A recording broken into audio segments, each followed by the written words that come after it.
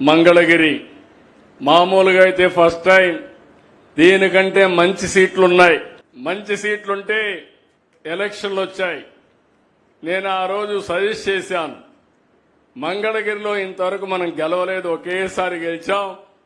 ఎందుకంటే పార్టీని నడిపించింది నేనే కాబట్టి లాస్ట్ మూమెంట్ పోతున్నారు కాబట్టి ఆలోచించమని నేనైతే సజెస్ట్ చేశాను. సజెస్ట్ చేస్తే కాదు నేను ఇక్కడే నిలబడతానని నిర్ణయం తీసుకున్నారు. నేను అలో చేశాను. అది అయిన తర్వాత 5,000 ఓట్లతో ఓడిపోయాడు. ఓడిపోయినప్పుడు అన్నాడు, నేను ఎక్కడైతే ఓడిపోయానో అద్వితీయంగా గెలవాలి, మంచి మెజార్టీతో గెలవాలని పట్టుదలతో ముందుకు వచ్చాడు. అది అతని పట్టుదల.